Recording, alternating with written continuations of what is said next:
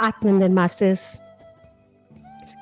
परमहंस योगानंद योगी कथा अमृत प्रकरण 37 यानी कि 37 मेरा अमेरिका गमन। तो चलिए सभी मास्टर्स की ब्लेसिंग्स लेते हुए हम इसका स्व अध्याय करते हैं।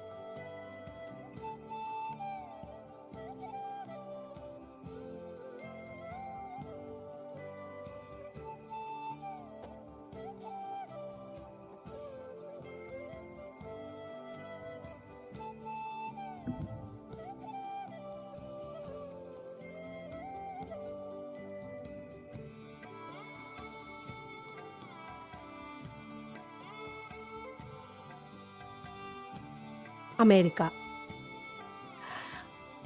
निश्चय ही ये लोग अमेरिकी हैं। मेरे मन में यही विचार उठा जब मेरी अंतर्दृष्टि के सामने से पाश्चात्य चेहरों की लंबी कतार गुजरने लगी। रांची में अपने विद्यालय के भंडार गृह में कुछ धूल दूसरे पेटियों के पीछे मैं ध्यान मग्न बैठा था। बच्चों के बीच व्यस्तता के उन वर्षों में एकांत स्थान मिलना बहुत कठिन था।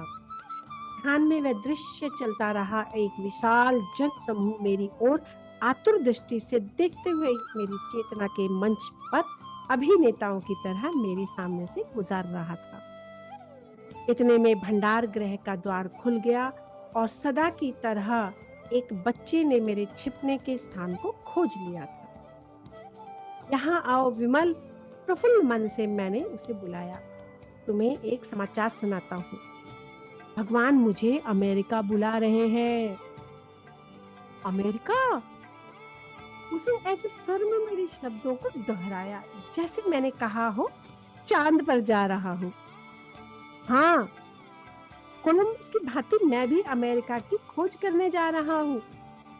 कोलंबस ने सोचा था कि वह भारत पहुंच गया, परंतु वह अमेरिका पहुंच गया था।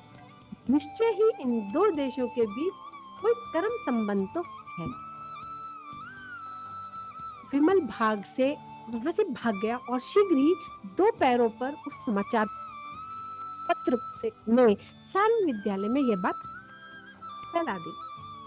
मैंने स्तंभित शिक्षक वर्ग को बुलाया और विद्यालय को उनके हाथों में सौंप दिया।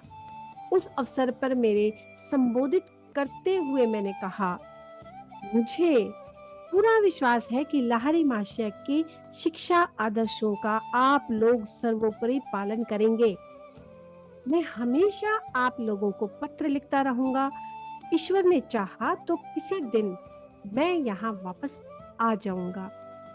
उन छोटे छोटे बच्चों पर रांची की उस सुंदर विस्तृत भूमि पर अंतिम दृष्टिपात करते हुए मेरी आंखें छलछला आई।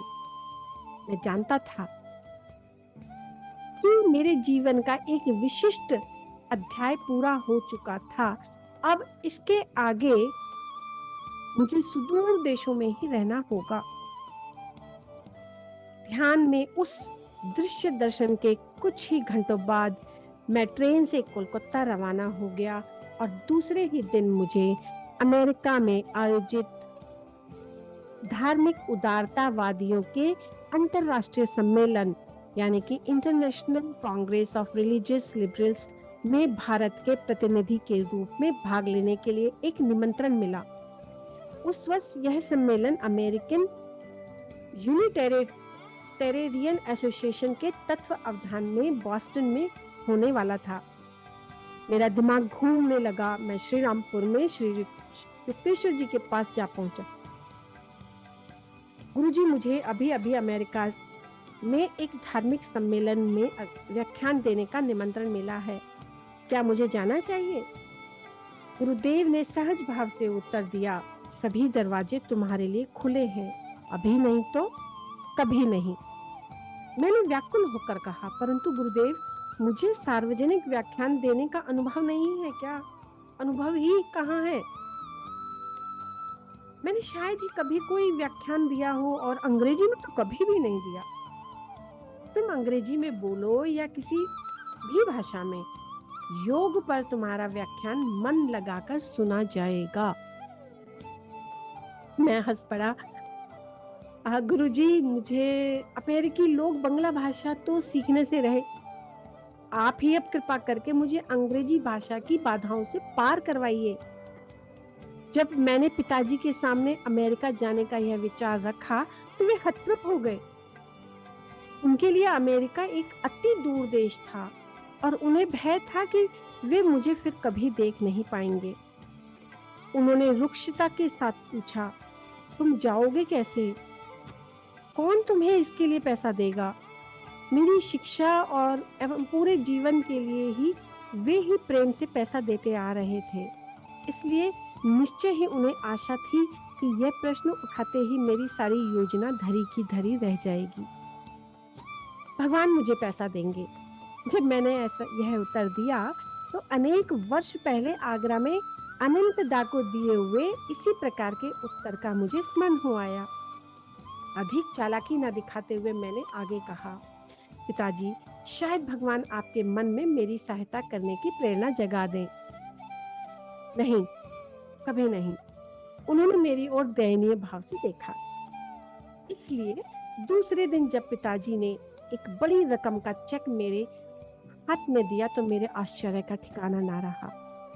उन्होंने कहा, एक पिता होने के नाते नहीं अपितु लाहिड़ी महाशय का निष्ठावान शिष्य होने के नाते मैं तुम्हें यह पैसा दे रहा हूँ। तो जाओ उस दूर पाश्चात्य देश में और वहां धर्म पंथों से मुक्त क्रिया योग की शिक्षाओं का प्रसार करो। जिस निस्वार्थ भाव से पिताजी ने तुरंत अपनी अव्यक्तिक इच्छाओं को तिलांजलि दे दी थी, उसे देखकर मेरा हृदय द्रवित हो उठा। उन्हें रात में एहसास हो गया था कि विदेश यात्रा की किसी साधारण इच्छा से मैं अपनी योजना नहीं बना रहा था। कदाचित इस जन्म में अब हमारी फिर से भेंट हो सकेगी। पिताजी ने खिन्न होकर कहा। उनकी आयु उस समय 67 वर्ष की हो चुकी थी, यानी कि 67।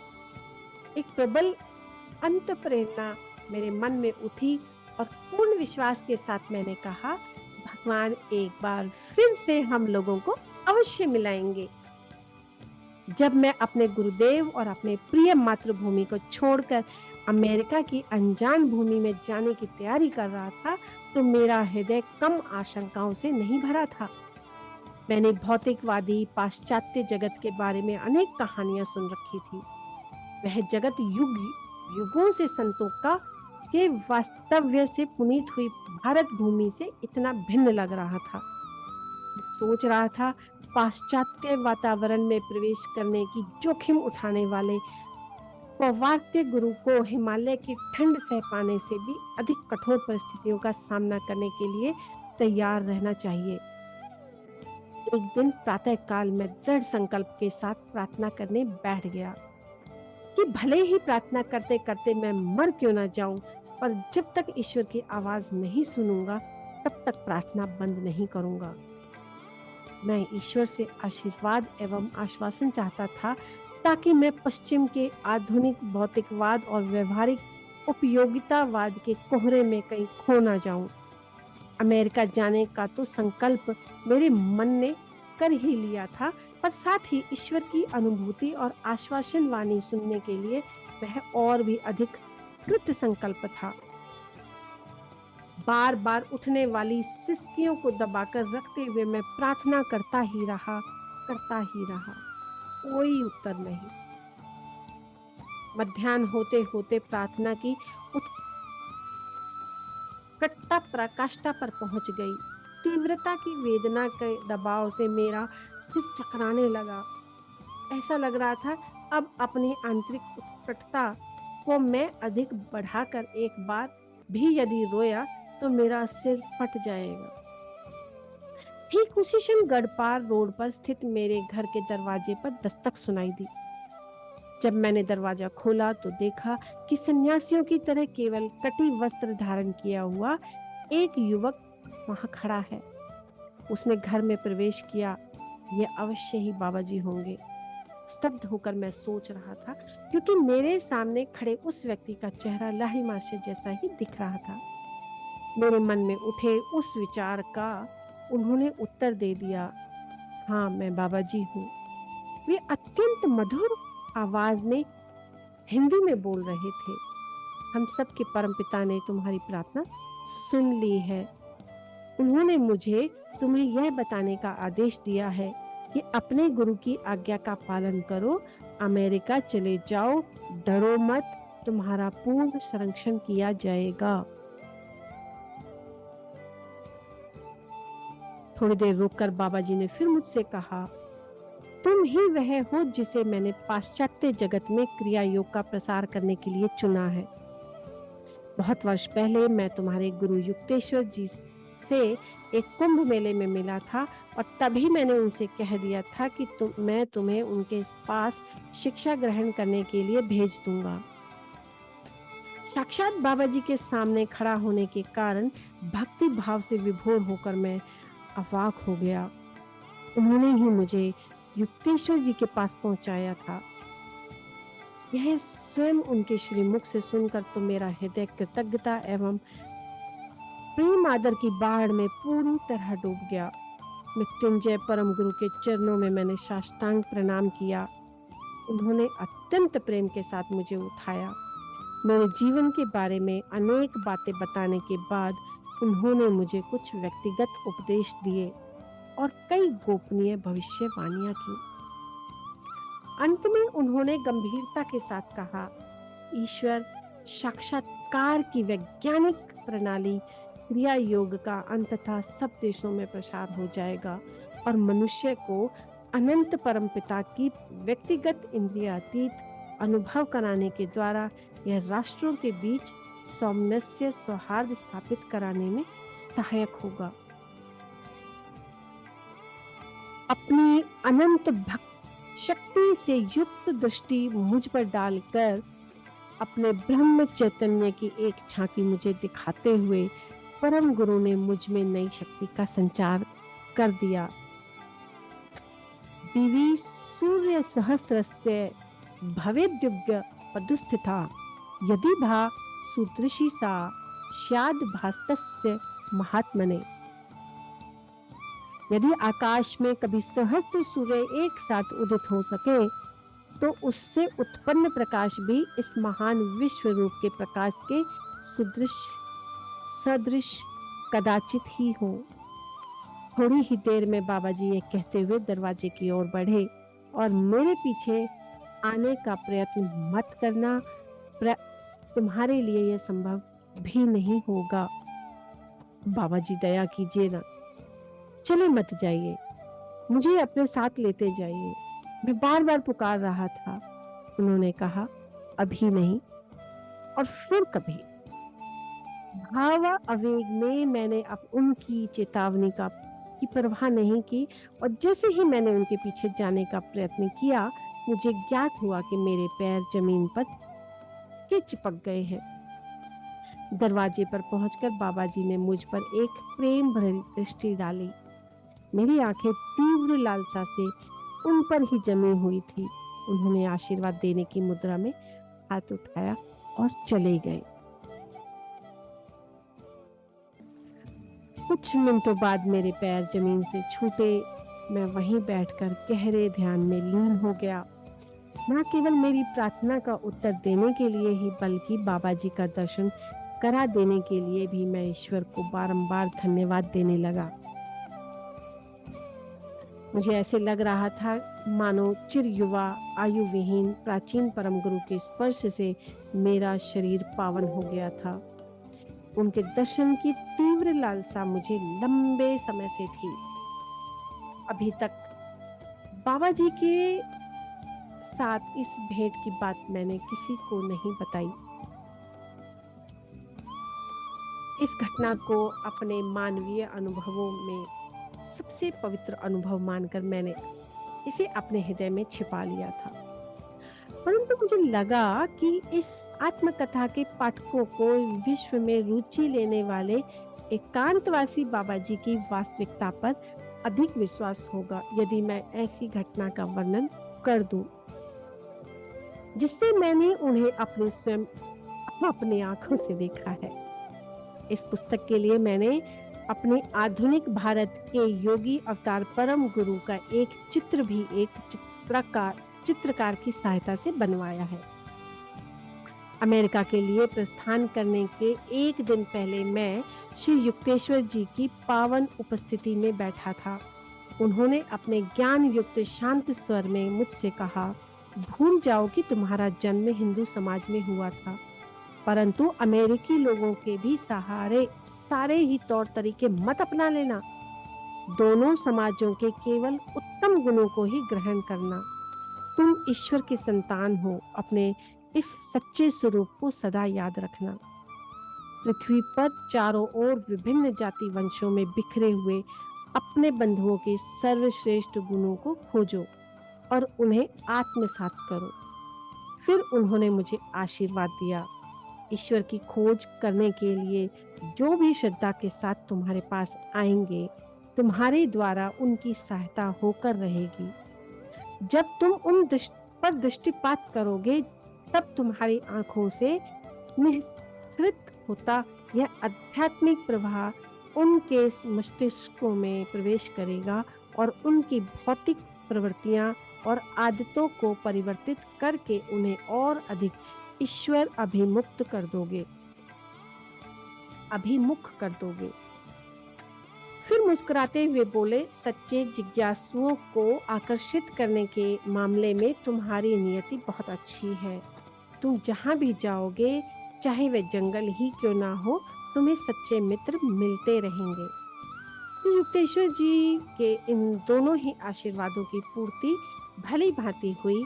मैं अमेरिका अकेला ही आया, जहां मेरा एक भी मित्र नहीं था, परंतु यहाँ हजारों लोग मुझे मिले और आत्मा की कालातीत शिक्षाओं को ग्रहण करने के लिए तैयार बैठे थे। विश्व युद्ध के बाद अमेरिका जाने वाले पहले ही यात्री जहाज द सिटी ऑफ स्पार्टा पर सवार होकर मैंने अगस्त 1920 में भारत से प्रस्थान किया। पासपोर्ट प्राप्त करने में लाल फीताशाही की अनेक कठिनाइयां आईं, जो लगभग चमत्कारी रूप से दूर हुई और तब कहीं जाकर मैं जहाज पर यात्रा के लिए टिकट पा सका। 2 महीनों की समुद्र यात्रा के दौरान जहाज पर एक सह यात्री को पता चल गया कि मैं बॉस्टन सम्मेलन के लिए भारत का प्रतिनिधि बनकर जा रहा था। मेरे नाम का विचित्र उच्चारण करते हुए आगे मुझे अमेरिकी लोगों द्वारा जिन अजीब अजीब तरीकों से अपने नाम का उच्चारण सुनना था, उनमें से यह केवल पहला था। उसने मुझसे कहा, स्वामी योगानंद, अगले गुरुवार की रात को हम यात्रियों के लिए एक व्याख्यान देकर कृपया हमें अनुग्रहित करें।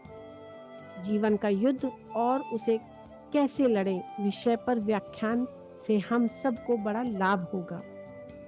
अफसोस, बुधवार के आते ही मुझे पता चला कि पहले मुझे ही अपने जीवन का युद्ध लड़ना था। अंग्रेजी में व्याख्यान देने के लिए अपने विचारों की एक सूत्र में गूंथने का मैंने हर तरह से प्रयास कर लिया, परंतु सब व्यर्थ। आखिर मैंने तैयारी करने की यह प्रयास ही छोड़ दिया और जीन काठी देखते ही भड़क उठने वाले नए घोड़े की तरह मेरे विचार भी अंग्रेजी व्याकरण के साथ कोई सहयोग करने के लिए तैयार नहीं थे। और गुरुदेव के पिछले आश्वासनों पर पूर्ण विश्वास रखते हुए मैं गुरुवार को जहाज के सैलून में अपने श्रोताओं के सामने जाकर खड़ा हो गया। मेरे मुंह से एक भी शब्द नहीं निकला। वहां उपस्थित लोगों के सामने मैं अवाक होकर खड़ा रहा। मेरी सहनशीलता का यह युद्ध लगभग 10 मिनट तक चलता रहा। उसके बाद श्रोताओं को मेरी परिस्थिति का आकलन हो गया और वे हंसने लगे। उस क्षण की परिस्थिति मेरे लिए तो हंसने लायक नहीं थी। क्षुब्ध होकर मन ही मन मैं गुरुदेव से प्रार्थना करने लगा। तुम बोल सकते हो, बोलो। उनकी आवाज तत्क्षण मेरी चेतना में गूंजी। उसी के साथ मेरे विचारों ने तुरंत ही अंग्रेजी भाषा के साथ मित्रता कर ली। 45 मिनट तक व्याख्यान चलता रहा और अंत तक श्रोतागण तन्मय होकर सुनते रहे। इस व्याख्यान के कारण अमेरिका में विभिन्न संस्थाओं के समक्ष बाद में व्याख्यान देने के लिए कई निमंत्रण मुझे उसी समय मिल गए। बाद में प्रयास करने पर भी उस व्याख्यान में मैंने जो कुछ कहा था उससे एक भी शब्द मुझे कभी याद नहीं आ सका। सावधानी पूर्वक जब मैंने यात्रियों से पूछताछ की तो अनेक लोगों से मुझे इतना ही पता चला कि आपने शुद्ध और सही अंग्रेजी में अत्यंत प्रेरक व्याख्यान दिया। यह आनंददायक उत्तर सुनकर मैंने समय पर सहायता करने के लिए विनम्रता पूर्वक अपने गुरुदेव का धन्यवाद किया और इसके साथ ही मुझे नए सिरे से एक बार यह एहसास हो गया कि देश काल की सीमाओं को ध्वस्त कर वे सदा ही मेरे साथ हैं। शेष समुद्र यात्रा के दौरान कभी कभी बॉस्टन सम्मेलन में अंग्रेजी व्याख्यान की अग्नि परीक्षा के विचार मात्र से ही मेरे मन में शूल उठता था। मैं व्याकुल होकर प्रार्थना करता, करुणा सागर प्रभु, आप ही मेरी एकमात्र प्रेरणा बनने की कृपा कीजिए। द सिटी ऑफ स्पार्टा सितंबर के उत्तरार्ध में बॉस्टन के बंदरगाह में खड़ा हो गया। 6 अक्टूबर 1920 को मैंने धर्म सम्मेलन में जाकर अमेरिका में अपना पहला व्याख्यान दिया। व्याख्यान का अच्छा स्वागत हुआ। मैंने राहत की सांस ली। अमेरिकन यूनिटेरियन एसोसिएशन के विशाल हृदय सचिव ने इस सम्मेलन पर प्रकाशित एक विवरण में अपना मत इस प्रकार व्यक्त किया। रांची के ब्रह्मचार्य आश्रम से आए प्रतिनिधि स्वामी योगानंद ने अपनी संस्था की ओर से सम्मेलन का अभिनंदन किया। धारा प्रवाह अंग्रेजी में ओजस्वी वक्तव्य के साथ उन्होंने धर्म विज्ञान पर दार्शनिक स्वरूप का व्याख्यान दिया, जिसे बड़े स्तर पर वितरण करने के लिए एक पत्रक के रूप में छाप दिया गया है। और अपने व्याख्यान में उन्होंने कहा कि धर्म सार्वभौमिक है और एक ही है। रीति रिवाज रूढ़ी प्रथाओं को सार्वभौमिक नहीं बनाया जा सकता, परंतु धर्म में निहित सामान्य तत्व को सार्वभौमिक बताया जा सकता है। सबको उसका अनुसरण करने एवं उसका पालन करने के लिए कहा जा सकता है। पिताजी ने जो बड़ी रकम का चेक दिया था, उसके कारण सम्मेलन के समाप्त हो जाने के बाद भी अमेरिका में रहना मेरे लिए संभव हो गया। अत्यंत साधारण परिस्थितियों में रहते हुए बॉस्टन में 3 वर्ष सुखपूर्वक बीत गए। इस दौरान मैंने सार्वजनिक व्याख्यान दिए, शिक्षा वर्ग चलाए और सॉन्ग्स ऑफ द सोल नामक एक काव्य पुस्तक भी लिखी, जिसकी प्रस्तावना सिटी ऑफ न्यूयॉर्क कॉलेज के president doctor Frederick B Robinson ने लिखी है। 1924 में मैंने पूरे अमेरिका महाद्वीप की यात्रा शुरू की और प्रमुख शहरों में हजारों लोगों के समक्ष व्याख्यान दिए। मैं जब सिएटल में था तो कुछ समय विश्रांति में बिताने के लिए वहां से रमणीय अलास्का में चला गया।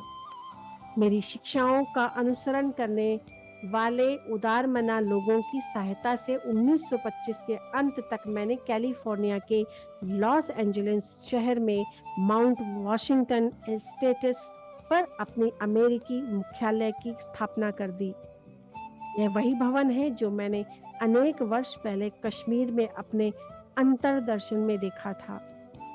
दूर अमेरिका में चल रही अपनी गतिविधियों के फोटो मैंने जल्दी ही श्री युक्तेश्वर जी को भेज दिए। उन्होंने एक पोस्ट कार्ड पर बंगला में उत्तर भेजा, जिसका अनुवाद मैं यहाँ दे रहा हूँ। मेरे हृदय प्रिय योगानंद, तुम्हारे विद्यालय और छात्रों के फोटो देखकर मेरे जीवन में कितना आनंद आया है, इसका वर्णन मैं शब्दों में नहीं कर सकता। विभिन्न शहरों के तुम्हारे योग विद्यार्थियों को देखकर मैं आनंद से पिघल रहा हूँ। प्रतिज्ञापन, रोग निवारक, स्पंदन, संप्रेषण, दैवी रोग मुक्ति के प्रार्थनाएं, तुम्हारी पद्धतियों के बारे में सुनकर मैं तुम्हें हृदय से धन्यवाद दिए बिना नहीं रह सकता। माउंट वॉशिंगटन स्टेट्स का मुख्य द्वार पहाड़ी पर ऊपर जाता सर्पिल रास्ता, पहाड़ी के नीचे फैले हुए सुंदर दृश्य को देखकर यह भी सभी कुछ आंखों से देखने की इच्छा मन में पैदा होती है। यहाँ सब ठीक चल रहा है। ईश्वर की कृपा से तुम सदा परम आनंद में रहो। श्री युक्तेश्वर जी।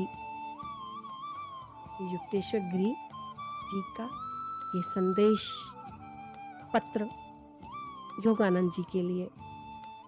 वर्ष पर वर्ष बीतते गए और अपने नए देश के प्रत्येक हिस्से में और सैकड़ों क्लबों, कॉलेजों, गिरजाघरों और प्रत्येक प्रकार के श्रोतावृंदों के सामने मैंने व्याख्यान दिए। 1920 से 1930 के दशक में हजारों अमेरिकी लोगों ने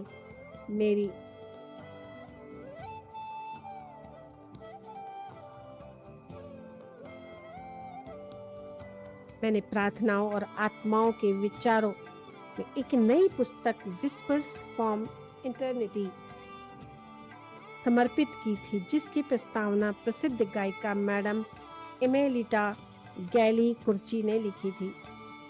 कभी कभी साधारणतया महीने की पहली तारीख को जब सेल्फ रियलाइजेशन फेलोशिप के मुख्यालय माउंट वॉशिंगटन सेंटर को चलाने के लिए किए गए खर्चों के बिलों की भरमार लग जाती थी, तब भारत की सादगी भरी शांति की याद सताती थी। परंतु दिन प्रतिदिन पूर्व और पश्चिम के बीच सद्भावना वृद्धिंगत होती दिखाई देती। उससे मेरी आत्मा को हर्ष होता। अपने देश के राष्ट्रपिता जॉर्ज वाशिंगटन ने, जिन्हें अनेक अवसरों पर ऐसा अनुभव हुआ कि उन्हें ईश्वरीय मार्गदर्शन मिल रहा था, अपने फेयरवेल एड्रेस में अमेरिका को आध्यात्मिक प्रेरणा देने वाले ये शब्द कहे थे। स्वतंत्र, सुशिक्षित एवं निकट भविष्य में ही एक महान राष्ट्र के रूप में परिणत होने वाले इस देश की जनता के यह अनुरूप होगा कि वह समस्त मानव जाति के लिए सदा उच्च न्याय एवं लोकहितैषी वृत्ति से परिचालित मानवों के रूप में एक अभिनव उदाहरण प्रस्तुत करें। इस प्रकार की योजना का दृढ़ता से अनुसरण करने से कुछ तत्कालिक क्षति हो सकती है, परंतु इसमें किसी संदेह हो सकता है कि इस योजना के फलस्वरूप कालांतर में उस क्षति की तुलना में बहुत अधिक लाभ प्राप्त होगा।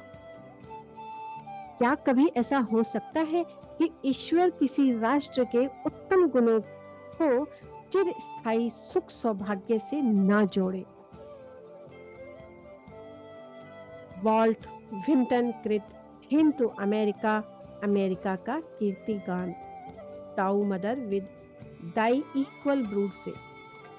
अपने भविष्य में तुम नर नारियों की अपनी अधिक शयानी, अधिक संख्य संतानों में तुम नैतिक आध्यात्मिक बल से युक्त अपने महापुरुषों में तुम उत्तर दक्षिण पूर्व पश्चिम में अपनी नैतिक संपदा और सभ्यता में तुम गौरव प्राप्त करने वाली तुम्हारी भौतिक सभ्यता अर्थहीन ही रहेगी।